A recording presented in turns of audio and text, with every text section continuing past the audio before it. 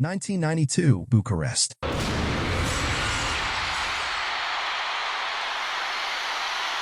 Before Michael Jackson even sang a single note, the stadium was in total chaos. Over 2,000 people fainted and had to be carried out by medics. The Red Cross literally had to build a field hospital outside the gates just to handle the crowd. And here comes you, who enter in a room with full mood and nobody gives a shit about you.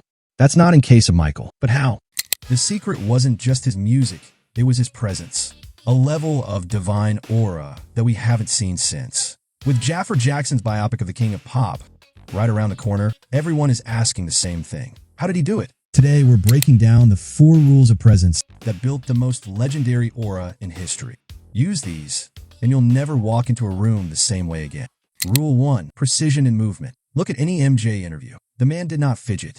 Every head tilt and word was intentional. While the rest of us look like we've had 6 espressos and are vibrating with enough anxiety to power a small city, Michael was the eye of the storm. He was calm, focused, and completely in control of his physical space. But here's the kicker. He combined that control with a childlike presence. Now, let's be clear. Childlike doesn't mean you grab a bottle of milk, stand in the middle of a group of girls, and start making airplane noises. That's not aura. That's a one-way ticket to a restraining order. Being childlike means being cheerful and self-contained. Most people move because they're worried about what others think. MJ moved because he was enjoying his own rhythm. When you start moving for yourself instead of performing for them, your aura doubles instantly. Rule 2. Be mysterious. In a world where everyone is a professional yapper, MJ was a ghost. He understood a law of nature most people ignore. Familiarity breeds contempt. Think about it. When you're constantly talks about your last week's checkup or your boring burger and ketchup, you become predictable. And history has proven that predictable people don't have aura. Now, this doesn't mean you become that weird dark student who sits in the back of the class and refuses to speak like a low-budget movie villain. You should know everything about everyone else's life, while they know absolutely nothing about yours.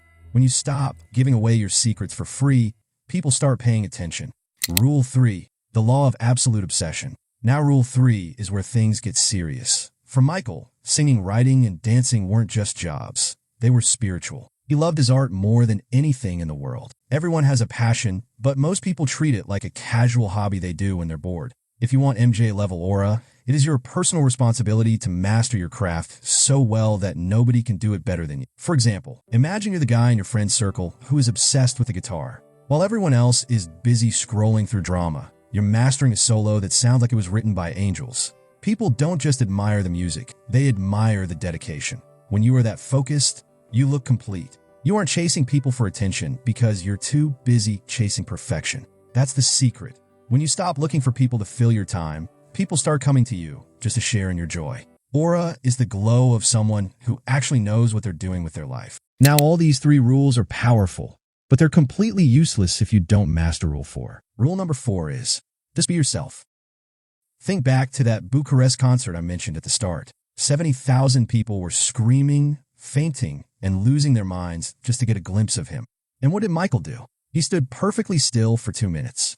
No drama, no desperate urge to please the crowd, just pure inner silence. He was just there to exist in his own truth. Here is the secret nobody on YouTube will tell you. It doesn't matter how tall you are, how expensive your clothes are, or how deep your voice is.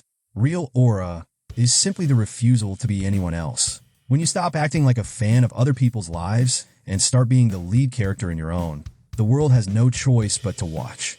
If you're ready to stop chasing and start leading, mentally, spiritually, and physically, hit that like button and subscribe to Biceps Tube. We're building legends here, not followers. Do you think Michael's nephew Jaafar can actually capture this legendary presence in the biopic? Or is MJ's aura simply impossible to recreate? Drop a comment below. In the end, rest in peace, Michael.